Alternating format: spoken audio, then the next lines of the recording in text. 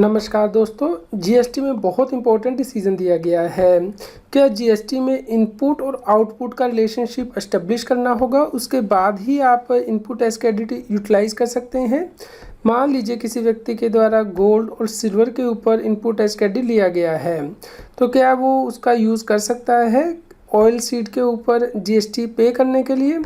इसके लिए appellate authority of advance ruling ने बहुत इंपॉर्टेंट डिसीजन दिया है। दोस्तों, केस के फैक्ट इस प्रकार थे कि टैक्स पेयर के द्वारा गोल्ड एंड सिल्वर के इनपुट और रॉ मटेरियल पे जीएसटी पे किया गया था, जिसे कि वो यूज़ करना चाहता था कैस्टर ऑयल सीड के ऊपर जो जीएसटी लायबिलिटी बनती है उसे पे करने के लिए। इसके लिए उसने अथॉरिटी ऑफ एडवांस रूलिंग के पास एप्लीकेशन लगाई कि जीएसटी एक्ट के अंतर्गत ऐसी कोई रिस्ट्रिक्शन नहीं लगाई गई है।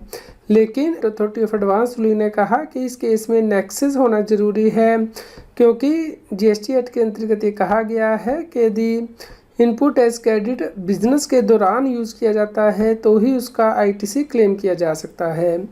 इस प्रकार क्योंकि इस केस में जो गोल्ड और सिल्वर मटेरियल परचेज किया गया है उसके ऊपर जीएसटी पे किया गया है, उसका कोई रिलेशनशिप नहीं बन रहा है जो कैस्टर ऑयल सीड व्यक्ति सेल करेगा, इसलिए इसका इनपुट टैक्स क्रेडिट यूटिलाइज नहीं किया जा सकता।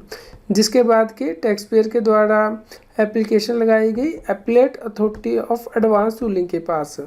इस केस में appellate authority of advance ruling ने देखा कि जैसे ही व्यक्ति इनपुट टैक्स क्रेडिट क्लेम कर लेता है जीएसटी पोर्टल पे या उसके इलेक्ट्रॉनिक क्रेडिट लेजर में चला जाता है, इस प्रकार इनपुट और आउटपुट का कोई रिलेशनशिप नहीं रह जाता है। इस प्रकार इनपुट टैक्स क्रेडिट जो है वो कॉमन पूल में चला जाता है और ये प्रैक्टिकली पॉसिबल नहीं है टैक्स पेयर के लिए कि वो सेपरेट रिकॉर्ड मेंटेन करे हर बिजनेस के लिए कि कितना इनपुट टैक्स क्रेडिट हर बिजनेस से सेपरेटली बिलोंग करता है। यहाँ पे एग्जांपल के द्वारा भी समझाया गया, जैसे कि डी मार्ट, बिग बाज़ार, सेंट्रल मॉल में मल्टीपल प्रोडक्ट जो है परचेज़ किए जाते हैं और मल्टीपल प्रोडक्ट्स के ऊपर इनपुट टैक्स क्रेडिट अवेल किया जाता है। तो जब आईटीसी अवेल कर लिया जाता है ये कॉमन पूल में चला जाता है और उसके बाद जैसे ही किसी प्रोडक्ट पे कोई जीएसटी की लायबिलिटी बनती है तो इस कॉमन पूल से इनपुट टैक्स क्रेडिट को यूटिलाइज कर लिया जाता है। इस प्रकार इस केस में एपेलेट अथॉरिटी एडवांस रूलिंग ने डिसीजन दिया है कि इस केस में टैक्स पेयर ने जो बुलियन के रॉ मटेरियल या इनवर्ट सप्लाई पे जीएसटी पे किया है उसे वो यूटिलाइज कर सकता है जो कैस्टर ऑयल सीड के ऊपर जीएसटी की लायबिलिटी बनती है, क्योंकि जीएसटी एक्ट के अंतर्गत ये ज़रूरी नहीं है कि इनपुट और आउटपुट सप्लाई का कोई रिलेशनशिप हो। दोस्तों, आप इस डिसीजन को डाउनलोड कर सकते हैं, इसका लिंक इस न्यूज़ की वीडियो डिस्क्रिप्शन में भी दिया गया है।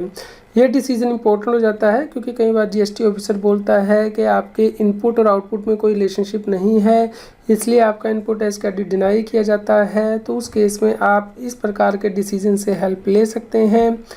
उम्मीद करते हैं आपके लिए यह न्यूज़ यूज़फुल रही होगी। कृपया लाइक कीजिए, शेयर कीजिए ताकि सभी लोगों तक जानकारी पहुंच पाए और वो जीएसटी की कॉम्प्लायंस कर पाएँ। रेगुलर जीएसटी और टैक्स अपडेट के लिए इस चैनल को सब्सक्राइब करें। फ्रेंड्स, आप टीडीएस, इनकम टैक्स, जीएसटी और अकाउंटिंग सॉफ्टवेयर ऑडिट ट्रेल के साथ कॉम्प्लायंस आसानी से कर सकते हैं। इन सॉफ्टवेयर के डेमो देखने के लिए आप हमें मोबाइल नंबर के साथ ईमेल कर दीजिए taxil@gmail.com पर।